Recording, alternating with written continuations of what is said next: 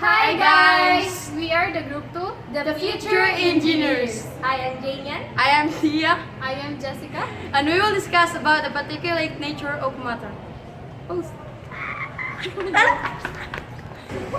Chemistry is about what matter is like and how it behaves. What is matter? Let's watch this.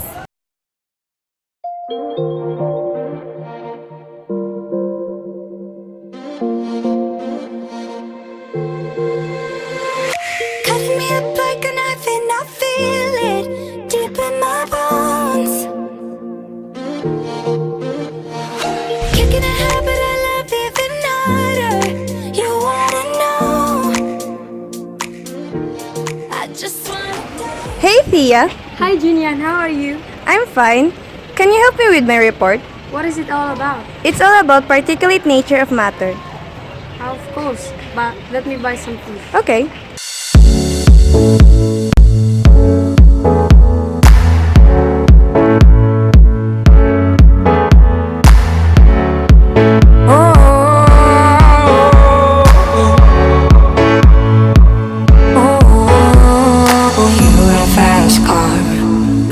Take it to anywhere, maybe we'll make a deal. But first, let me introduce to you what is matter. Matter is particulate in nature. Matter is anything that occupies space and mass. In science, it is called the atomic nature of matter. It is used for what? Matter is used to cover all the substances and materials from which the physical universe is composed.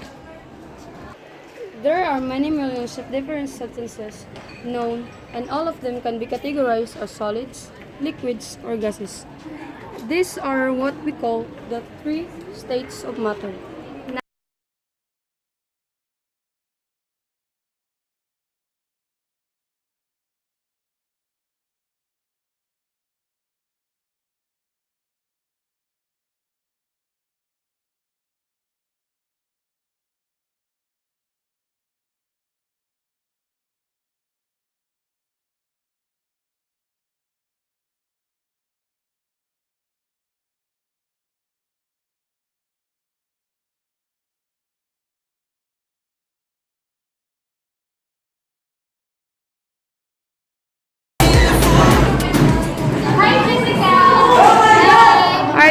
Hi Jessica. What are you guys doing?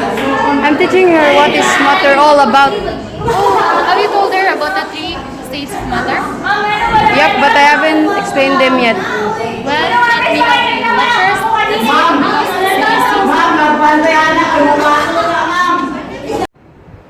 Solids have definite volume and maintain a definite shape. There is a strong force of attraction between the particles and the free space that is little, making these particles closely packed together.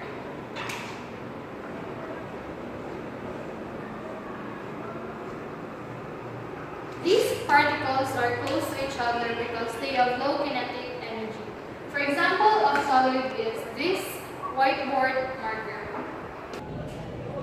How about liquid? Liquid have definite volume but do not have definite shape. They only take the shape of their container. The particles of the liquid are not closely held together as in solid.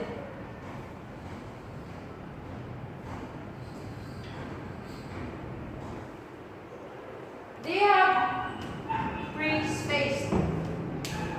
The particle of the liquid has more kinetic energy, which why they can move fast. The movement of the particles of the liquid causes the liquid to flow. The example of the liquid is water.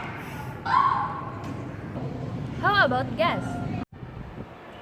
Gas has no definite volume and has no definite shape.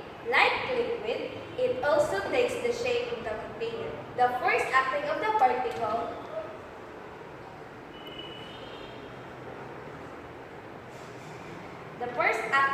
particle is weak, which is why it tends to move freely. The particle of a gas has a high kinetic energy and has a lot of space between them. That's why it makes the gas flow. For example, is the helium gas. nagkakabaliw. There is a theory that helps to explain the way in which matter behaves. The evidence is consistent with the idea that all matter is made up of tiny particles.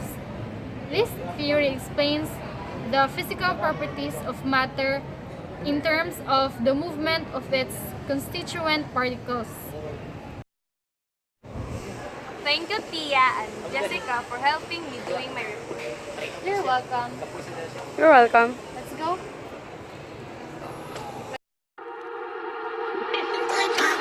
I was wondering about your mama. Did she get the job she wanted? So that car that gave her problems. I'm just curious but her honest. So that is the short discussion about the particulate nature of matter. Thank you. Bye-bye.